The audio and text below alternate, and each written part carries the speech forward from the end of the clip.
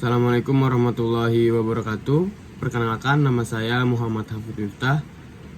Untuk PHK pada kali ini, saya berada di kelompok 8 Untuk kesempatan kali ini, saya akan mereview materi pada puncak PHK.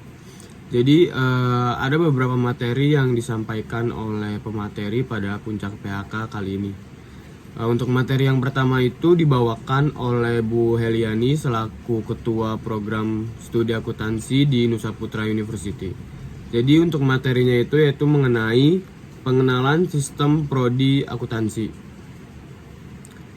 Untuk submateri yang disampaikan pada materi kali ini yaitu sejarah program studi akuntansi, terus juga ada sistem dan kurikulum, selanjutnya ada sistem manajemen pendidikan yang efektif, selanjutnya ada pencapaian program studi akuntansi, dan yang selanjutnya ada peta penyelesaian studi.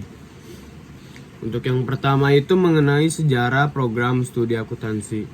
Jadi program studi akuntansi di Nusa Putra University itu berdiri setelah adanya keputusan dari Menteri Riset Teknologi dan Pendidikan Tinggi pada tanggal 2 Februari 2018. Jadi program studi akuntansi itu terbentuk dengan 12 program studi lainnya yang ada di NPU. Nah, untuk selanjutnya yaitu ada beberapa dosen prodi di akuntansi. Yang pertama itu ada Bu Heliani, terus juga ada Bu Nur, ada Bu Mutia, ada Bu Dea, ada Pak Rusdi, ada Bu Elin, ada juga Pak Andi, ada Pak Irwan, ada Pak Nanan Sunandar, ada Pak Taufik, ada Pak Zulfan, dan juga ada Bu Dania. Untuk visi dan misi dari program studi akuntansi di NPU yaitu yang pertama ada visi. Menjadi program studi sarjana yang memiliki sikap profesional di bidang keuangan, perpajakan, dan audit yang memiliki karakteristik inovatif, religius, dan berdaya saing global pada tahun 2043. Untuk misinya, yang pertama mengembangkan kompetensi profesional, yang kedua mengembangkan kemampuan daya saing global, yang ketiga meningkatkan inovasi dalam pengajaran dan pembelajaran, yang keempat yaitu pengembangan riset dan kontribusi ilmiah. Yang kelima yaitu keterlibatan sosial dan pelayanan masyarakat. Untuk sistem dan kurikulum, jadi setelah kita lulus sebagai sarjana akuntansi, kita harus memenuhi beberapa PEO. Yaitu ada 3. Yang pertama, lulusan yang memiliki sikap profesional dan menguasai bidang ilmu akuntansi yang bekerja di perusahaan maupun instansi, kantor akuntan publik, dan kantor konsultan yang mampu menganalisa aktivitas bisnis perusahaan profit maupun non-profit. PO yang kedua yaitu lulusan yang mampu berusaha secara mandiri maupun bekerja sama dengan orang lain dalam perkembangan profesionalisme di bidang ilmu akuntansi, serta memiliki karakteristik cerdas, inovatif, dan religius. Dan yang PO3 yaitu lulusan yang mampu berkarya di bidang pendidikan sesuai dengan bidang ilmu akuntansi, serta melakukan riset dan pengabdian kepada masyarakat. Selanjutnya itu ada tahap penyusunan dokumen yang bermaksud untuk membangun prodi akuntansi. Selanjutnya juga dijelaskan mengenai kurikulum prodi akuntansi dari semester 1 sampai semester 8 yang memiliki konsentrasi yang emang dipilih oleh mahasiswa yang emang berbeda-beda sesuai dengan minat dan bakatnya. Selanjutnya ada mengenai definisi sistem manajemen dan pendidikan yang efektif.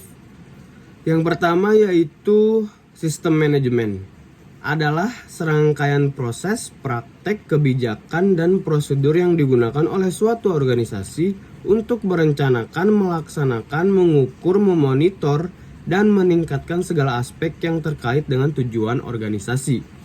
Selanjutnya ada pendidikan efektif, yaitu mencakup serangkaian strategi dan praktek pengajaran yang dirancang untuk memastikan bahwa peserta didik mencapai hasil yang diinginkan dalam pembelajaran.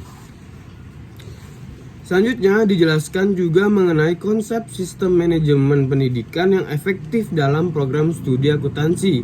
Dan itu ngurut.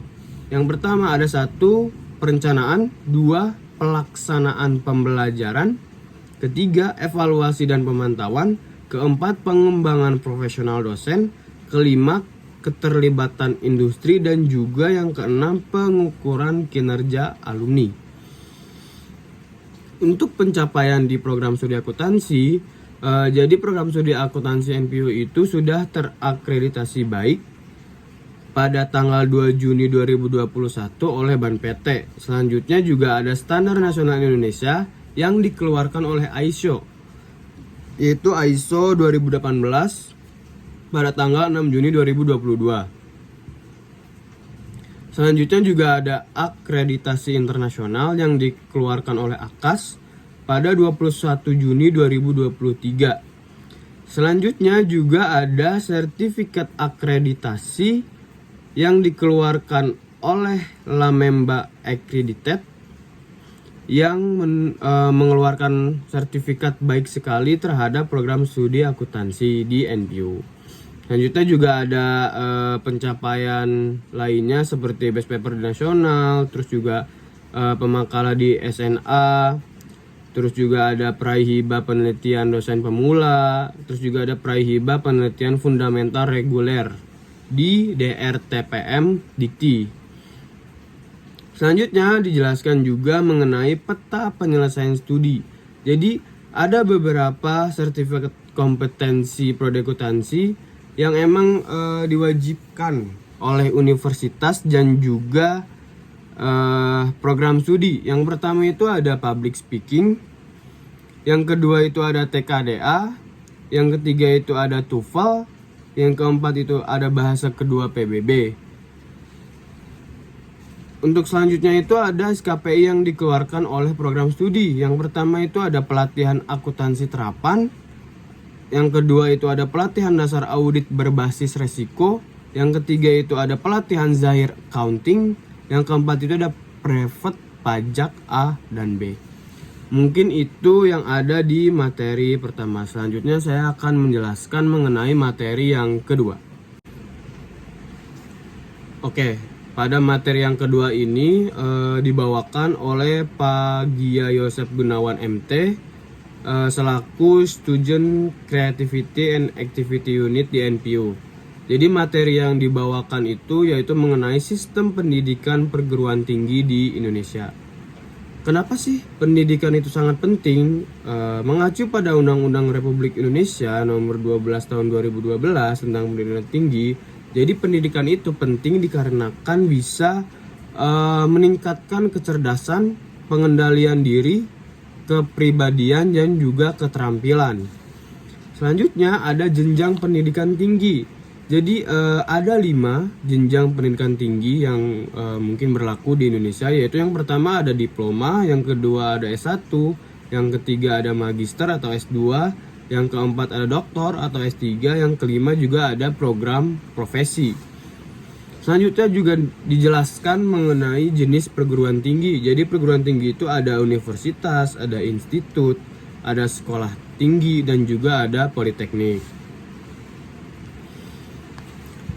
Selanjutnya dijelaskan mengenai sistem pendidikan di NPU dan juga Merdeka Belajar Kampus Merdeka yang terdiri dari magang dan studi independen bersertifikat, kampus mengajar, dan juga pertukaran mahasiswa merdeka.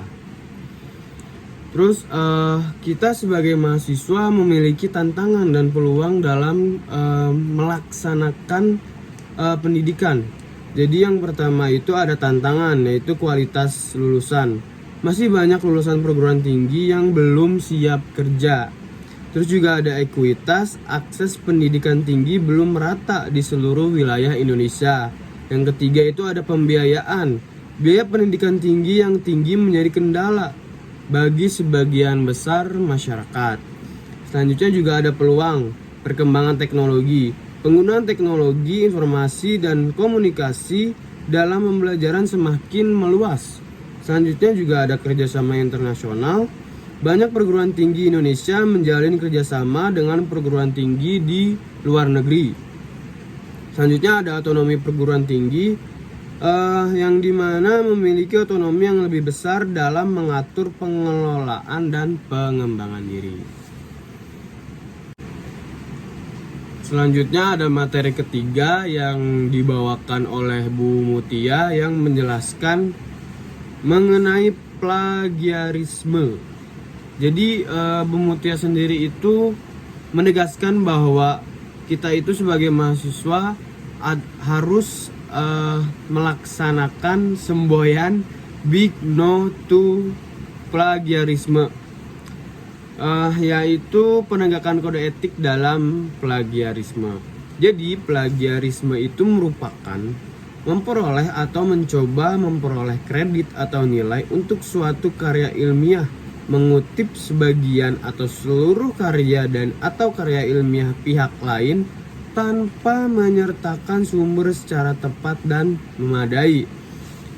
Ada juga pengertian lain, yaitu merupakan aktivitas pengambilan karangan, pendapat, dan sebagainya pada orang lain dan menjadikannya seolah-olah milik sendiri atau karangan sendiri.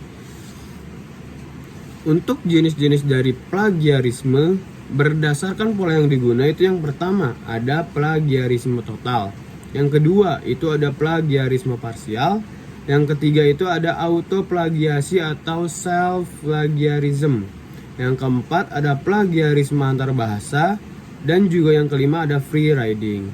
Jadi kesimpulan materi yang dijelaskan Bu Mutia ini, jadi plagiarisme itu bisa merugikan kita sebagai mahasiswa apabila kita melakukan plagiarisme itu sendiri. Ada kerugian yang pertama, yaitu kehilangan kepercayaan dan kredibilitas. Yang kedua itu ada pelanggaran etika, dan yang ketiga itu ada pelanggaran hukum. Itu materi yang ketiga. Selanjutnya saya akan menjelaskan mengenai materi yang keempat. Untuk materi yang keempat ini, jadi para anggota Himaka khususnya divisi Kastrat itu mensosialisasikan mengenai suara Himaka. Jadi suara Himaka ini merupakan suatu wadah bagi mahasiswa prodi akuntansi di NPU untuk bisa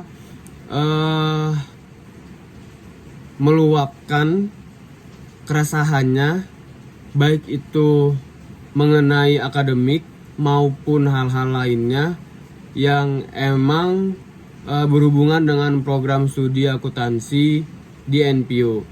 Jadi kita sebagai mahasiswa tidak perlu bingung apabila kita memiliki keresahan, tinggal mengisi link form yang emang sudah disediakan oleh Himaka khususnya divisi Kastrat, yang mungkin bisa disampaikan kepada pihak birokrasi oleh pihak Himaka melalui keresahan-keresahan yang emang kita sudah sampaikan kepada program studi sendiri. Mungkin seperti itu untuk materi yang keempat. Untuk materi yang kelima itu ada talk show bersama para alumni. Materi yang keenam itu ada talk show mengenai selayang pandang kehimakaan oleh anggota Himaka. Selanjutnya ada pembahasan mengenai alur kaderisasi oleh ketua divisi kaderisasi. Jadi kaderisasi merupakan suatu kegiatan atau mungkin proses untuk pembentukan anggota.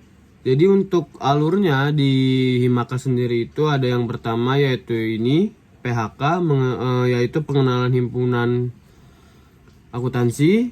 Selanjutnya juga ada LKMA, latihan kepemimpinan akuntansi. Yang ketiga itu ada malam keakraban. Yang keempat itu ada PKM, pengabdian kepada masyarakat. Tujuan diadakannya kaderisasi ini yaitu untuk menumbuhkan rasa peduli kepada himpunan. Yang kedua, melakukan pembekalan aktif dari organisasi, upaya agar siap untuk menjadi anggota organisasi. Yang ketiga itu ada untuk menumbuhkan jiwa kepemimpinan yang efektif. Yang keempat, untuk memberi pengertian harus peduli kepada himpunan dan juga masyarakat. Selanjutnya ada manfaat kaderisasi, yaitu untuk meningkatkan keberanian, kepedulian dan juga kapabilitas diri. Mungkin itu beberapa materi yang ada di puncak PHK hari pertama. Untuk puncak PHK hari kedua, setahu saya itu jadi para anggota berkumpul sebelum keberangkatan ke tempat kegiatan. Terus juga ada penampilan yel-yel. Terus juga ada keberangkatan. Selanjutnya juga ada peserta mungkin tiba di lokasi puncak PHK. Selanjutnya peserta melakukan kegiatan, yaitu memasuki lapangan. Selanjutnya ada registrasi. Selanjutnya ada senam bersama, dan yang terakhir pos-posan peserta. Mungkin itu yang bisa saya sampaikan. Kurang lebihnya mohon maaf. Assalamualaikum warahmatullahi wabarakatuh.